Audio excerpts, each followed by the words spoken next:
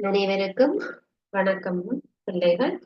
இன்று நாங்கள் தரம் 7 மாணவர்களுக்கான விஞ்ஞான பாடத்தில 16வது அலகு 3ஆம் கவனிக்குரியது விசையும் இயக்கமும் தொடர்பான தலையங்கம் போட்டுக்கொள்ளும்போ வகுப்புக்கான தலையங்கள் விசையும் இயக்கம்.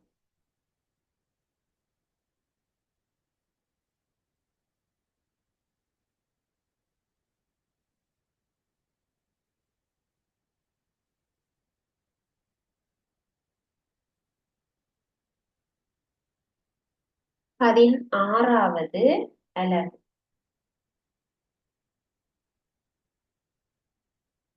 விசையும் இயக்கமும்.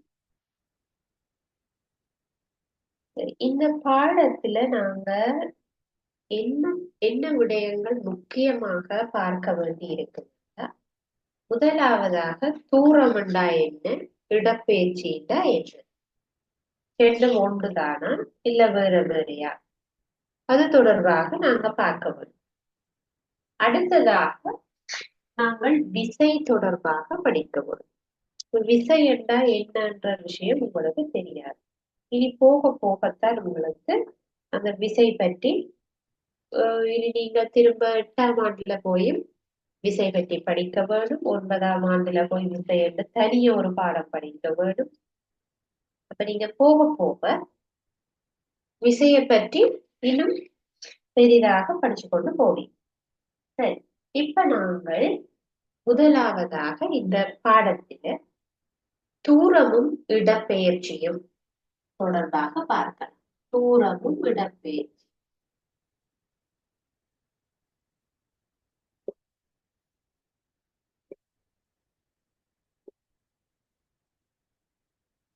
தூரமும் இடப்பெயர்ச்சியும் தொடர்பாக பார்ப்போம். சரி, நாங்கள்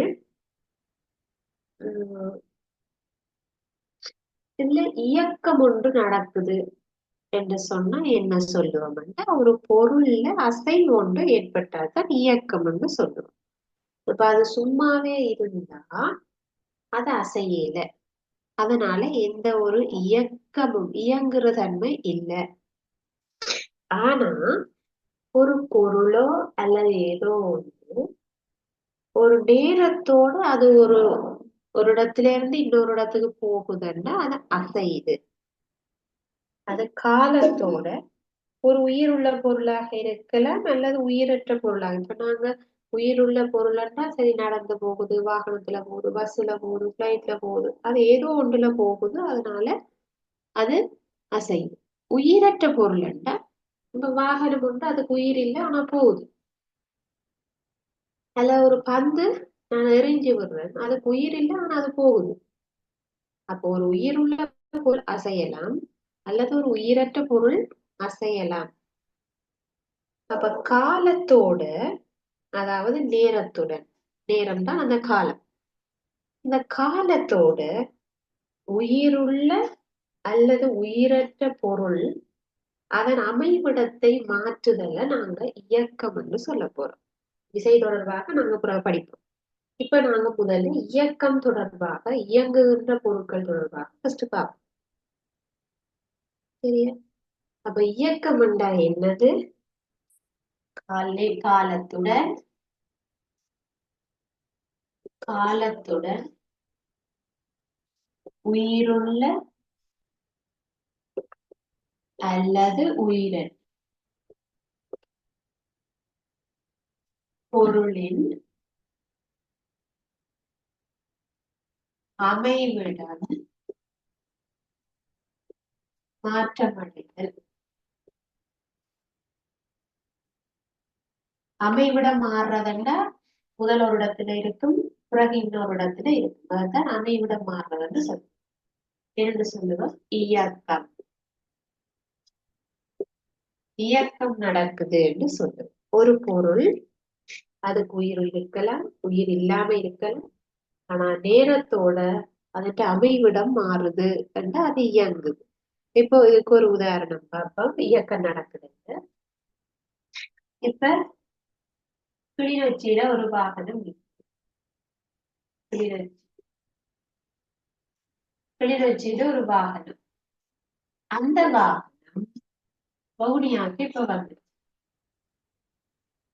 வாரத்துக்கு ஒரு 1 hour டைம் எடுத்திருக்கு. இப்ப சொல்றோம், காலத்துடன் அந்த ஒரு மணித்தியாலயத்தோட உயிருள்ள அல்லது உயிரற்ற அந்த வாகனத்துல ஒரு ஆள் இருக்கண்டா அவருக்கு உயிர் இருக்கு, வாகனத்துக்கு உயிரற்றது. அந்த உயிரோ இருக்கிறதோ அல்லது இல்லாததோ பொருளின் அமைவிடம். முதற்கிழியில தான் அதன் அமைவிடம் இப்ப வவுனியாக வந்து.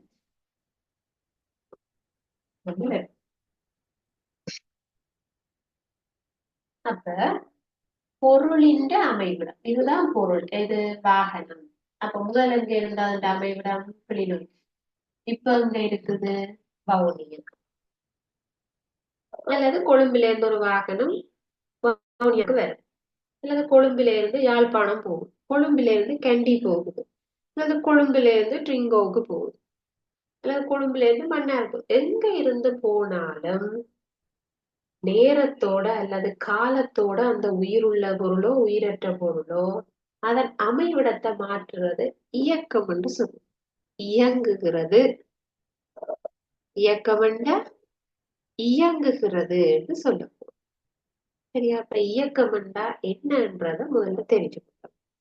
ஒரு பொருள் ஒரு இடத்துல இருந்து இன்னொரு இடத்துக்கு மாற்றம் அடைதல், நேரத்தோட அது மாறும். சரியா?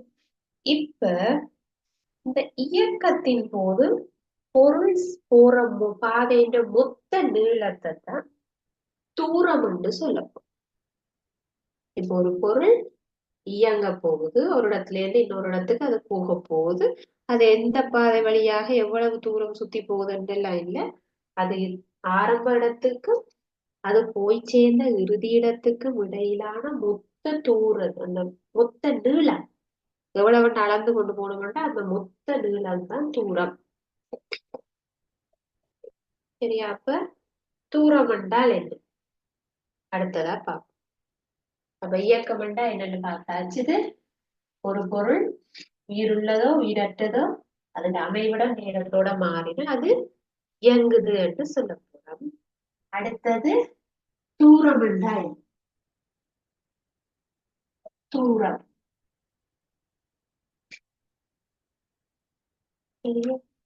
இயக்கத்தின் போது, அதாவது அந்த பொருள் இயங்கும் போது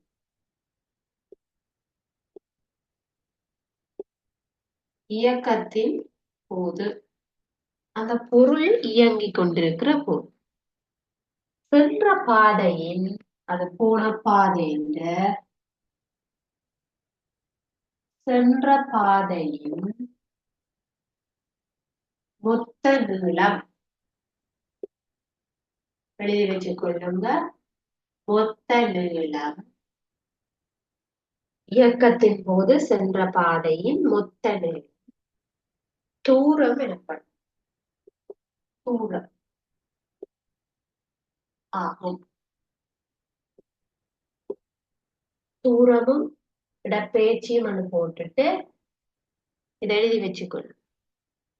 இயக்கத்தின் போது சென்ற பாதையின் மொத்த நீளம் தான் தூரம். இப்ப நாங்க அதுல சில வினாக்கள் செய்ய வேண்டி இருக்கும். அதுக்கு நீங்க அந்த போன பாதையின் மொத்த நீளத்தை அளந்து எழுத வேண்டி வரும்.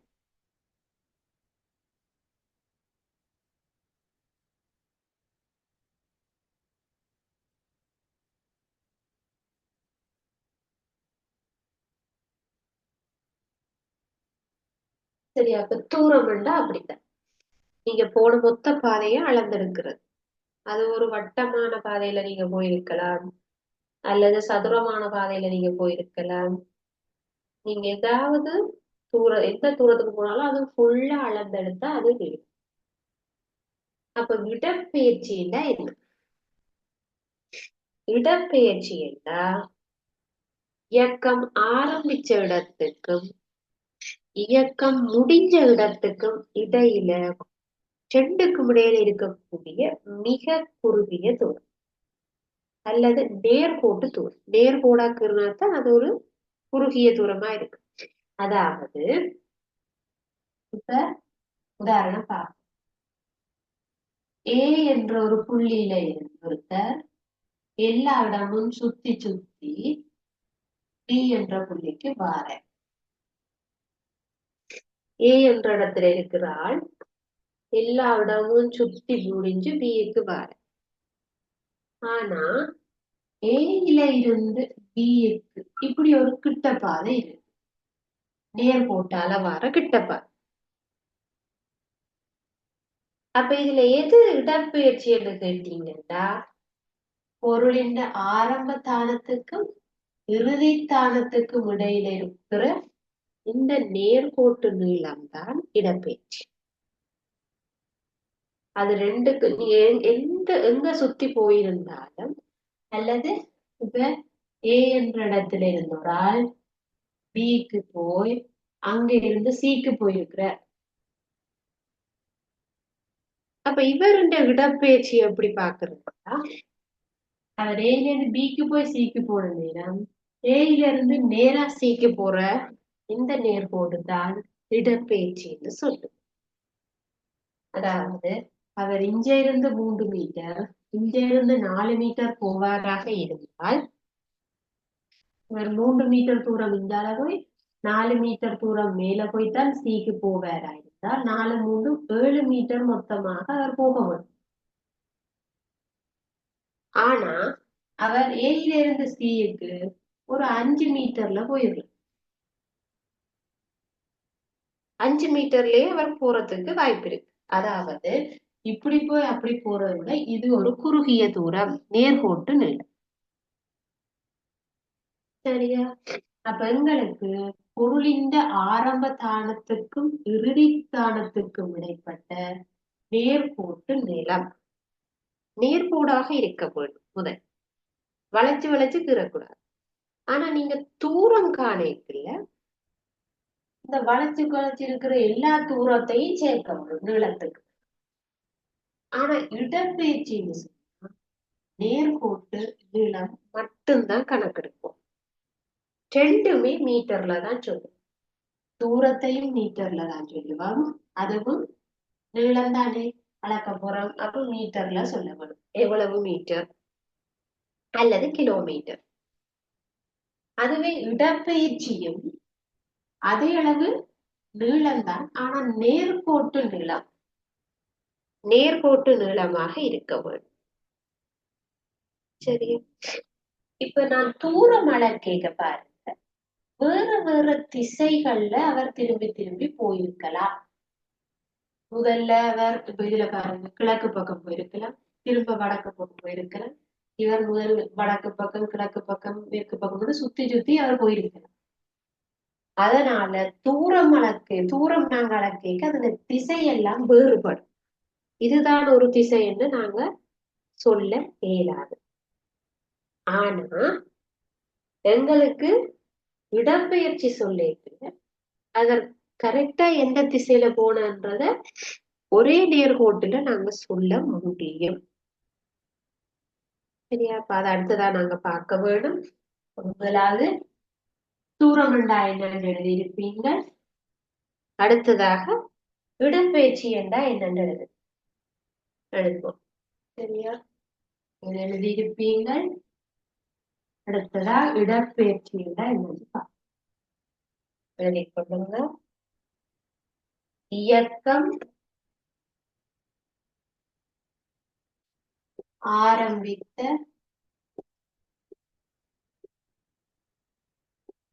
இடத்திற்கும்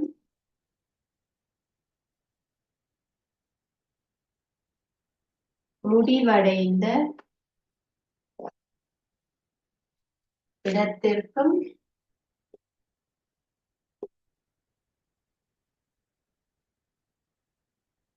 இடையிலான நேர்கோட்டு நீளம் இடப்பெயர்ச்சி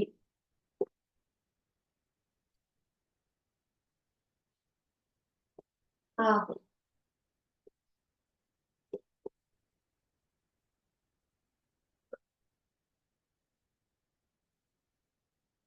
ஆரம்பித்த இடத்துக்கும் முடிவடைந்த இடத்துக்கும் இடையில நேர்கோடாக இருக்க வேண்டும். சரியா? இப்ப இந்த தூரத்தையும் இடப்பெயர்ச்சியையும் விளக்குவதற்கு இன்னொரு எளிமையான உதாரணம் ஒன்று பார்ப்போம். அதுக்கு பிறகு நாங்கள் தூரம் இடப்பெயர்ச்சி தொடர்பாக சில வினாக்களை பார்ப்போம்.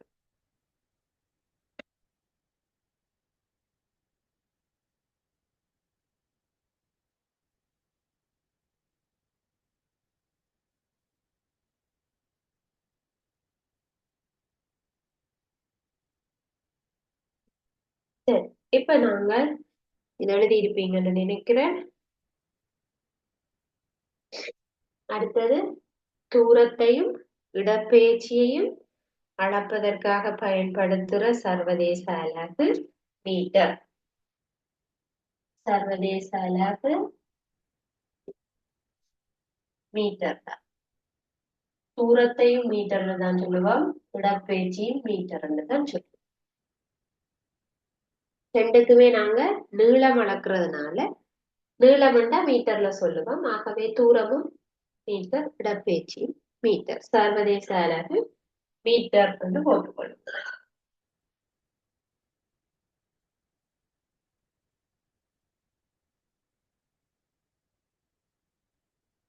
சரி, இப்ப உங்களுக்கு தூரம்ண்டா என்னன்னு தெரியும். ஒரு பொருள் ஆரம்பிச்ச இடத்துக்கும் அது முடிஞ்ச இடத்துக்கும் இடையில இருக்கிற எல்லா நீளத்தையும் நாங்க அளந்தெடுத்தா அதுதான் தூரம். அதுவே இடப்பெயர்ச்சி என்றால் இயக்கம் ஆரம்பிச்ச இடத்துக்கும் முடிவடைஞ்ச இடத்துக்கும் இடையில இருக்கக்கூடிய நேர்கோட்டு நீளம். சரியா? இப்ப இது தொடர்பாக நாங்க எப்படி கணக்கு வரும், இது தொடர்பாக எப்படி பயிற்சி வினாக்கள் வரும்ன்றத ஒரு உதாரணத்துல எழுதி கொள்ளுங்க.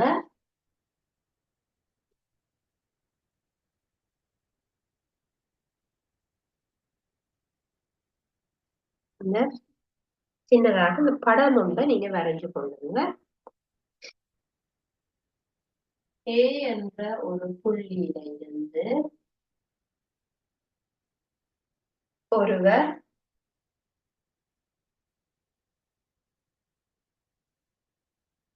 பி என்ற புள்ளிக்கு வர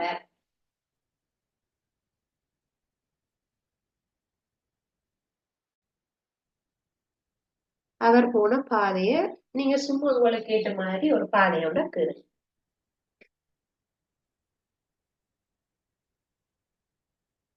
அவர் நம்புக்குறி போட்ட பாதை வழியாக வந்த மொத்த நீளம் 12 கிலோமீட்டர் தூரம். சுத்தி ஏ என்ற இடத்தில இருந்தோரால் பி என்ற இடத்துக்கு வாரத்துக்கு கிட்டத்தட்ட 12 கிலோமீட்டர் சுத்தி வந்திருக்கிறார். கொள்ளும் இந்த படம்.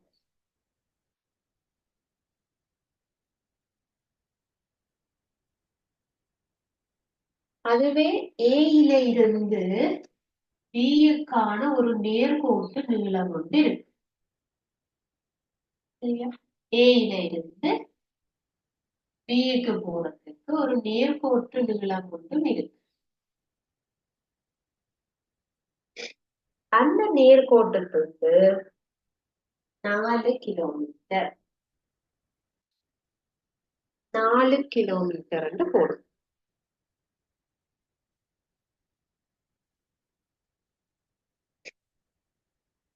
இப்ப உங்களுக்கு இதுல ஒரு திசையை குறிச்சு கொள்ளுங்க. மேல் நோக்கி வடக்கு, கிழக்கு, கீழ் நோக்கி வந்தா தெரியும் தெற்கு, மேற்கு.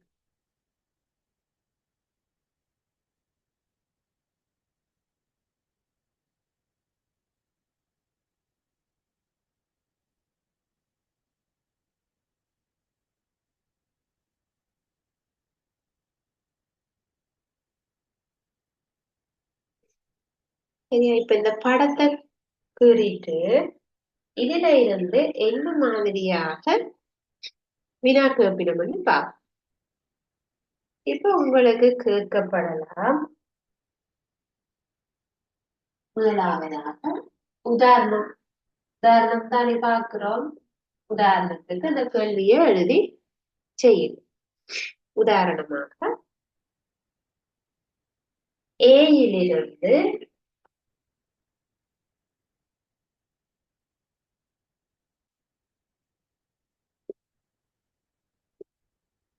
பியிற்கு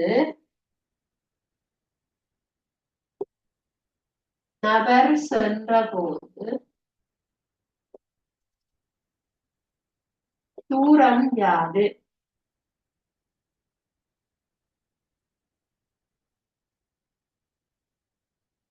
ஏயிலிருந்து பியிற்கு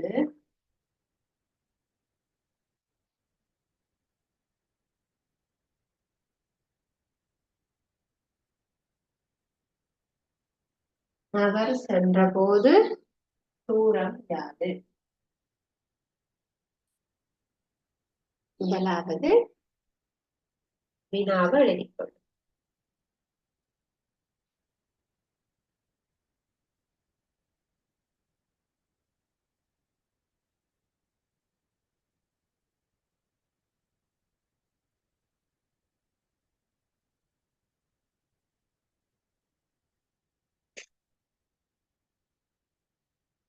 இரண்டாவது கேள்வி,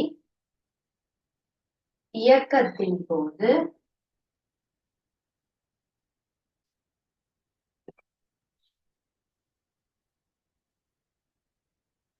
இயக்கத்தின் போது இடப்பெயர்ச்சி யாது?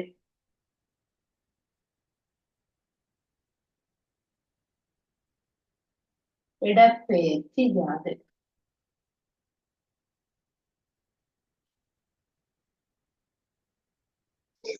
இப்படித்தான் உங்களுக்கான வினா வரும். அப்ப பாப்போம். ஏயில இருந்து பிக்கு அவர் போகக்குள்ள அவர் சுற்றி போன அவ்வளவு தூரத்தின் நீளமும் தான் எங்களுக்கு தூரம் என்று வரப்போகுது. அப்ப அவர் ஏயில இருந்து பிக்கு போன இந்த பாதை தூரம். அப்ப அவர் எவ்வளவு தூரம், எவ்வளவு கிலோமீட்டர் போயிருக்காருண்டா விடை 12 கிலோமீட்டர். 12 கிலோமீட்டர் வரும்.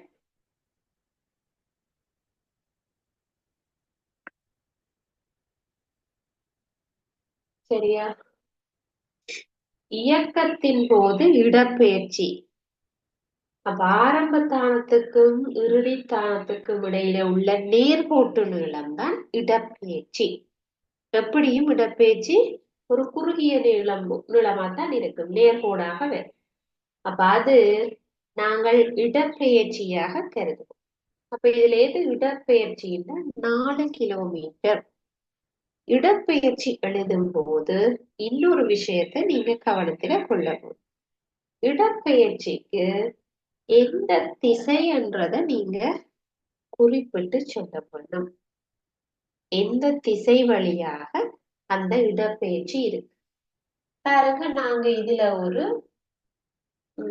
வடக்கு கிழக்கு தெற்குன்னு ஒரு சார்ட் போட்டிருக்கோம். இப்ப இதுல இந்த பக்கமாக போறதுன்னா கிட்டத்தட்ட இப்படி வார மாதிரி பாருங்க. இது நாங்க சொல்லுவோம் தென்கிழக்கு திசை. பாருங்க, இதுக்குள்ளால கிழக்குக்கும் தெற்குக்கும் நடுவால போற மாதிரி இருந்தா அது தென்கிழக்கு திசை நோக்கி. சரியா? அப்ப எங்களுக்கு எழுதைக்குள்ள எப்படி எழுதப்படும்டா, தென்கிழக்கு திசையில் தென் கிழக்கு நோக்கி இந்த பக்கமா பாருங்க, தென்கிழக்கு நோக்கி 4 கிலோமீட்டர் போயிருக்கலாம். அதுதான் என்னது, அதற்போல இடப்பெயர்ச்சி. அப்ப இடப்பெயர்ச்சி சொல்லிக்கையும் தூரம் சொல்லிக்கையும் கிலோமீட்டர்ல கொடுப்போம். அதுல எந்த மாற்றமும் இல்லை.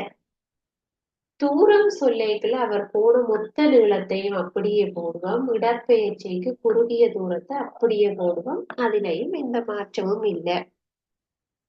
ஆனா நாங்க தூரம் சொல்லேக்குள்ள அவருக்கு எந்த பக்கம் திசை என்றது சொல்ல இயலாது. ஏன் பாருங்க, முதல் அம்புக்குறி அப்படி போய் பிறகு இப்படி போய் திரும்ப அப்படி போய் இப்படி. அப்ப இதை நாங்க எந்த திசையை குறிப்பிட்டு சொல்றது? அவர் தூரத்துக்கு முதல் வடக்கு பக்கம் போய் கிழக்கு பக்கம் போய் மேற்கு பக்கம் வந்து இப்படி என்று நாங்க சொல்லக்கூடாது. எங்களுக்கு அந்த திசைய ஸ்ட்ரெயிட்டா சொல்ல வேணும். அப்படி நேர்கோடா இருந்தா தான் திசை சொல்லலாம் பிள்ளைங்க. நாங்க நேர்கோடா பார்த்தா தான் எங்களுக்கு திசை தெரியும். அப்ப இடப்பெயர்ச்சிக்கு எங்களால பார்க்க இயலும். ஏனென்றா அது ஒரு நேர்கோட்டு பாதையின் நீளம் என்றுதான் சொல்ல போறோம். ஆகவே இடப்பெயர்ச்சி பற்றி நீங்க கதைக்கும் பொழுது அல்லது எழுதும் போது அது எந்த திசை வழியாக இருக்கிறது என்றதை மென்ஷன் பண்ண வேண்டும். சரியா? ரைட். அப்ப இதே மாதிரி நாங்க இன்னொரு பேட்டர்ன்ல உதாரணம் பார்ப்போம். அப்ப இத கேள்வி இதனுடைய பதில்களை எழுதியிருப்பீங்க. இன்னொரு உதாரணத்தை பார்ப்போம், எழுதி கொள்ளுங்க.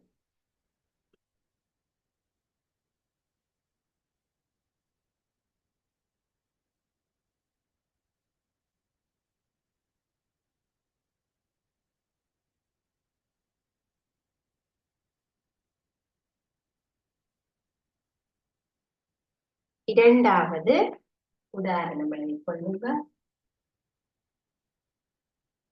ஏல இருந்து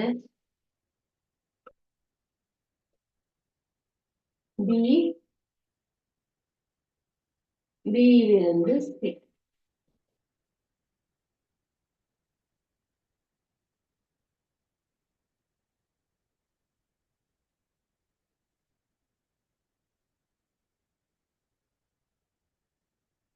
இதுல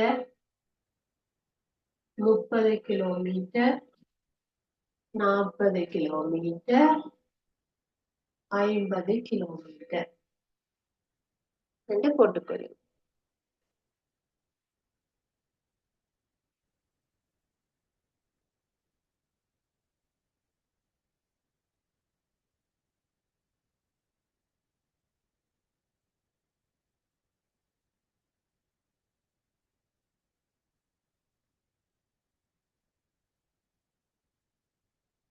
ரெண்டு படத்தையும் கீறிக்கொள்ளுங்க.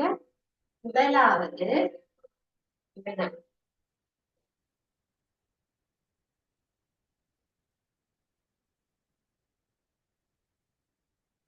இயக்கத்தின் போது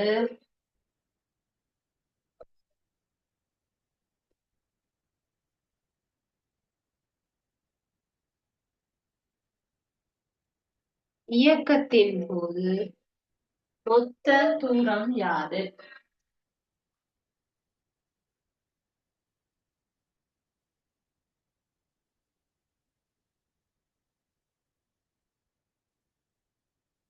மொத்த தூரம் யாது? இயக்கத்தின் போது மொத்த தூரம் யாது?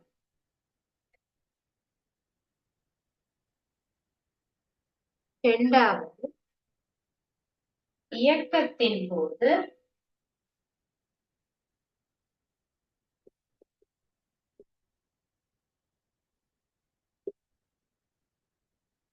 இயக்கத்தின் போது இடப்பெயர்ச்சி யாது?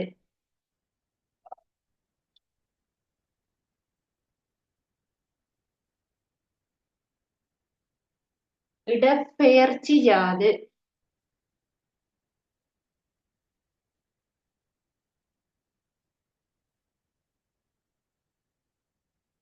இரண்டு வினாக்கள் எழுதிக்கொள்ளும்.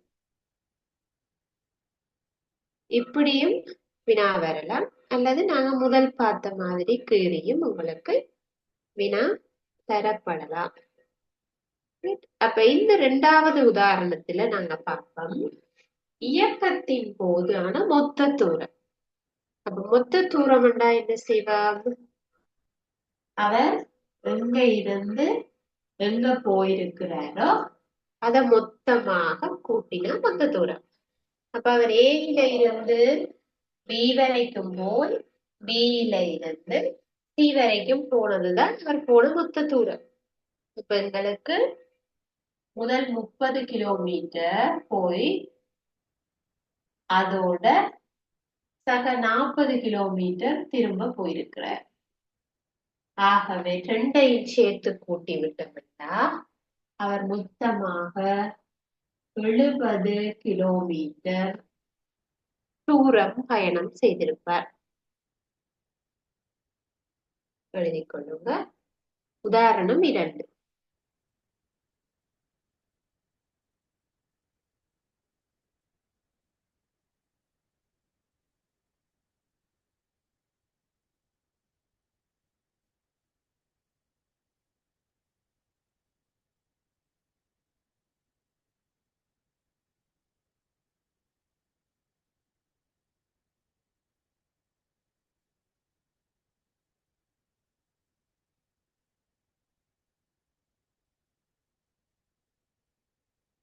சரியா? இரண்டாவது இயக்கத்தின் போதான இடப்பெயர்ச்சி. இடப்பெயர்ச்சி எங்களுக்கு தெரிய வேணும். குறுகிய நீளம் அல்லது நேர்கோட்டு நீளம். அவர் ஆரம்பிச்சதையே முடிச்சது சி, ரெண்டுக்கு இடையில நேர்கோடு கீறிவிட்டா ஏயில இருந்து சி வரைக்கும் வரும். அதுதான் இடப்பெயர்ச்சி. இடப்பெயர்ச்சி எழுதிக்க திசை கருத்தில் கொள்ளப்பட வேண்டும். அப்ப இதுல இந்த பக்கமாக இருக்கிற திசை என்ன? இப்படி பாருங்க, இப்படி. இது என்ன திசை? வடக்குக்கும் கிழக்குக்கும் இடையால போற திசை. என்ன திசை? வடகிழக்கு. வடக்குக்கும் கிழக்குக்கும் இடையில போகுதுன்னா அது வடகிழக்கு திசை.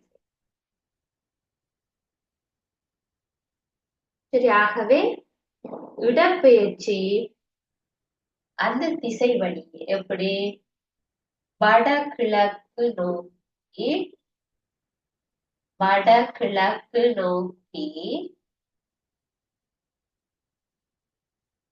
50 கிலோமீட்டர்கள். வடகிழக்கு நோக்கி 50 கிலோமீட்டர்கள்.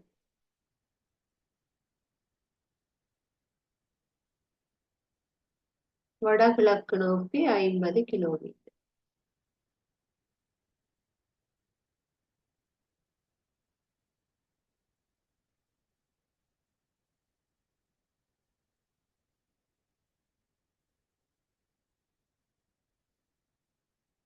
சரி, அப்ப உங்களுக்கு இப்ப இந்த 2 உதாரணங்களையும் வச்சுக்கொண்டு சில பயிற்சி நாங்க பார்ப்போம்.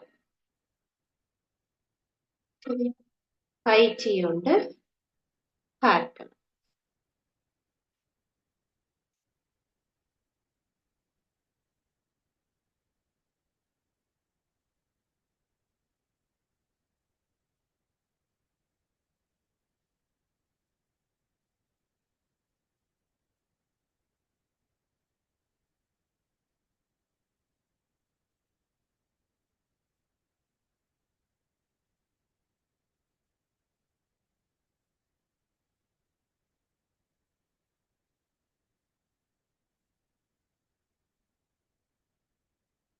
சரியா?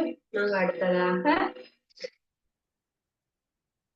இன்னும் ஒரு வினாவை பார்ப்போம்.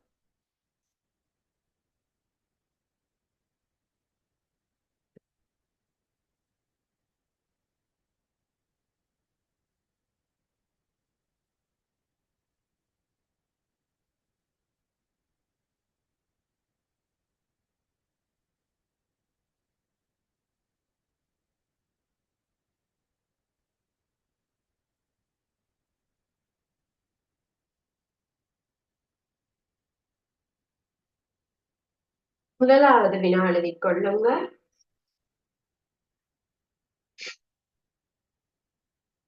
தூரம் என்றால் என்ன?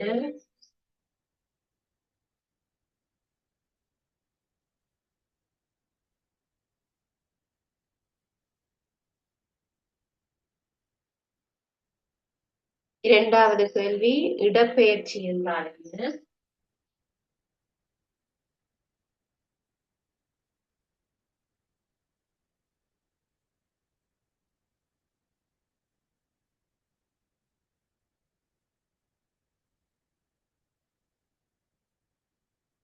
மூன்றாவது வினா,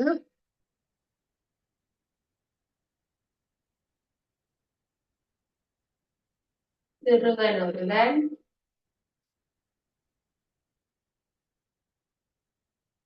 வீட்டிலிருந்து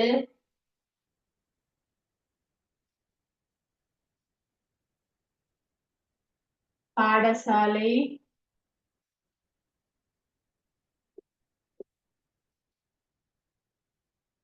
சென்றமைக்கான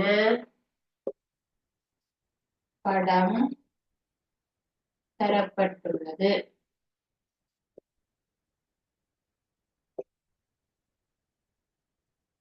படத்தை பக்கத்துல கொள்ளுங்க.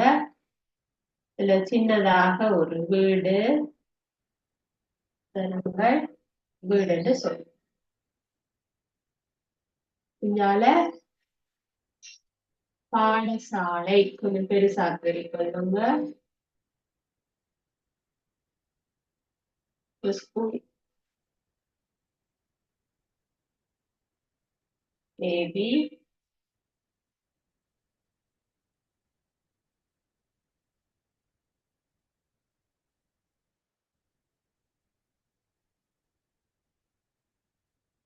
படத்தை கொள்ளுங்க.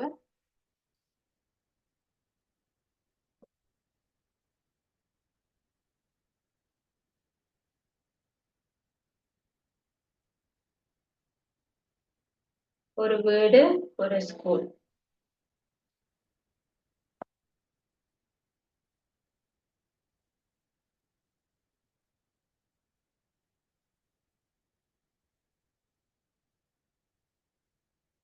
சிறுவன் ஒருவன்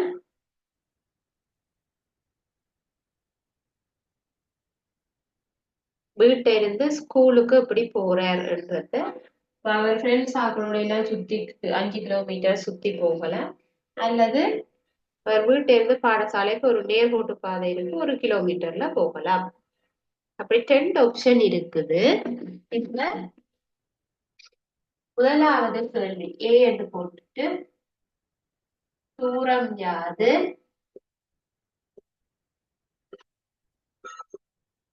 பில இடப்பெயர்ச்சி யாது.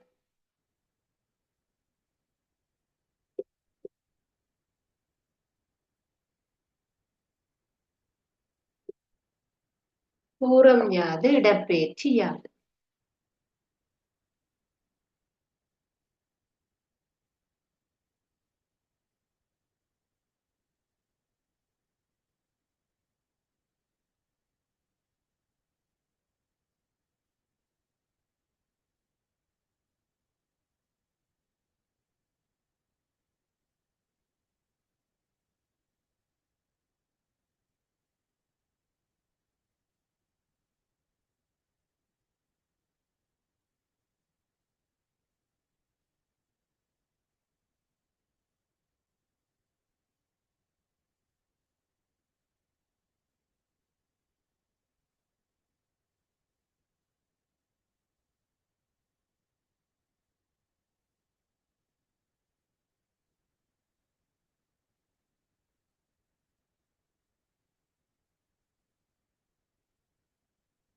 கேள்வி தூரம் என்றால் என்ன? இப்ப தூரம் என்றா என்ன சொன்ன நான்? ஒரு இயக்கம் ஆரம்பிக்கப்பட்ட இடத்துக்கு, நீங்க ஏற்கனவே நாங்க அதை வச்சிருக்கிறோம். தூரம் என்றா என்ன? ஆரம்பிச்ச இடத்திற்கு முடிவடைந்த இடத்திற்கும் இடையிலான மொத்த நீளம். ஆரம்பிச்ச இடத்துக்கும் முடிவடைந்த இடத்திற்கும் இடையில இருக்கிற மொத்த மொத்த நீளத்தையுமே நாங்க தூரம் என்றுதான் சொல்லுவோம். இரண்டாவது, இடப்பெயர்ச்சி என்றா என்ன? இப்ப இடப்பெயர்ச்சி என்றா என்னன்னு சொல்லுவா, தூரம் மாதிரி தான் ஆரம்பித்த இடத்திற்கும் முடிவடைந்த இடத்திற்கும் இடையில இருக்கக்கூடிய நேர்கோட்டு நீளம் என்று சொல்லுவோம். இந்த நேர்கோட்டு என்கிற வசனம் வரும். தூரத்துக்கு அப்படி நேர்கோட்டுன்னு வர தேவையில்லை, மொத்த நீளம் என்று வரலாம். ஆனா இடப்பெயர்ச்சி சொல்லிக்குள்ள நேர்கோட்டு நீளம் கருத்தில் கொள்ளப்படும். நேர்கோட்டு நீளம்.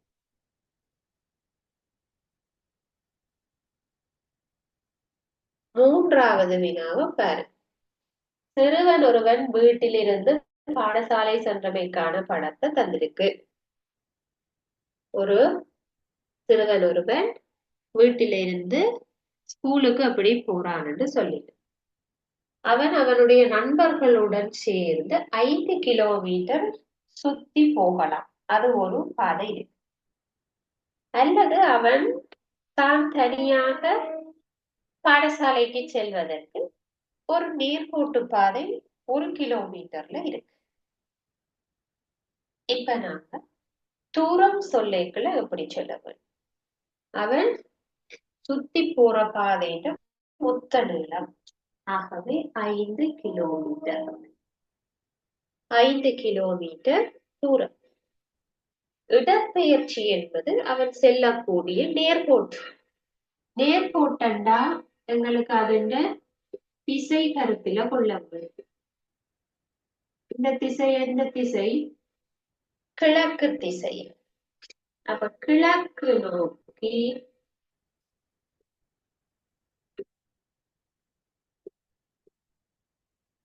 கிழக்கு நோக்கி 1 கிலோமீட்டர். கிழக்கு நோக்கி 1 கிலோமீட்டர் தான் இடப்பெயர்ச்சி அவருக்கு இருக்கு. ஆகவே இன்றைக்கு நாங்கள் படித்த விடயம் தூரமும் இடப்பெயர்ச்சியும். தூரமும் தூரம் என்றா என்ன, இடப்பெயர்ச்சி என்றா என்னன்னு உங்களுக்கு விளங்கி இருக்கு. உங்களுக்கு ஏதாவது சந்தேகம் இருந்தா நீங்க கேட்கலாம்.